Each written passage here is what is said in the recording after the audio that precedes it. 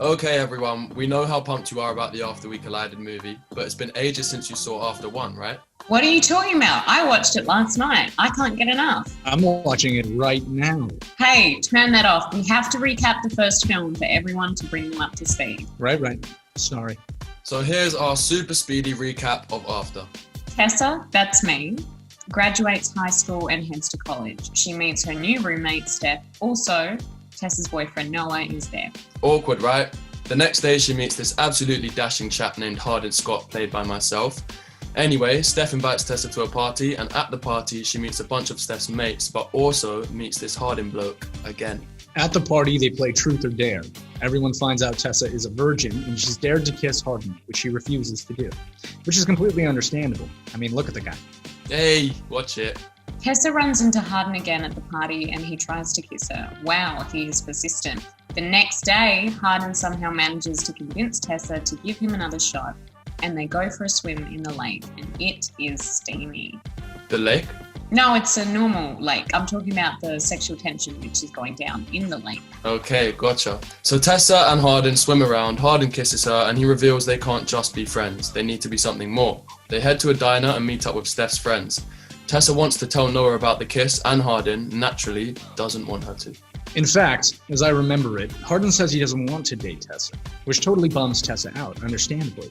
Then Noah rocks up, and she ends up taking him to a bonfire soiree with her new college friends. Things are getting complicated. Then there's a party where everyone plays suck and blow, and Steph's friend Jace fails on purpose so he gets to mac on with Tessa, which totally starts a fight between him and Hardin. God, the drama! After the party, while her boyfriend Noah is asleep, Tessa sneaks off to check and see if Hardin is okay. Tessa sees that he's trashed the house and they get back together. Tessa's mum says she'll cut Tessa off if she goes for it. Spoiler alert, she goes for it. Right, so Hardin finds an apartment for them to live in. Hardin confesses to Tessa that his dad was a drunk, which led to his mom getting assaulted. Tessa and Hardin, You can say it, Dylan. Bruh. Oh my god, man. They have sexual interactions. Sex. They have sex, Dylan. That's a swear, hero. Wow. Anyway, the next morning, Hardin writes I love you on Tessa's back in the bath. It's actually pretty sweet. It is. But then Hardin has all these texts coming in from Steph's friend Molly. She asks Hardin about them, but he flips out and bails. Tessa follows Hardin and finds him with Steph and her mates, one of whom shows Tessa a video revealing the terrible truth. At the party, Hardin agreed to make Tessa fall in love with him as part of a bet. You did what? I'll kick your ass, man. Not me, Dylan. It was Hardin. Sorry, hero. You're just such a great actor that I got lost in your performance. And your eyes. Yeah, well, after the confession, Tessa understandably runs off and Hardin chases after her, explaining that he does actually love her.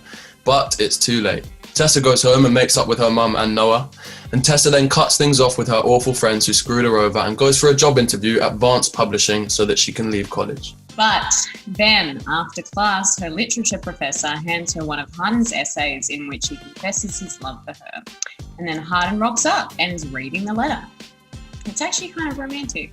And that's it. That is what happens in After. But what happens after? Oh man. Bit of low-hanging fruit, but that's what they should have called the sequel. Are you kidding? After We Collided is a way better title.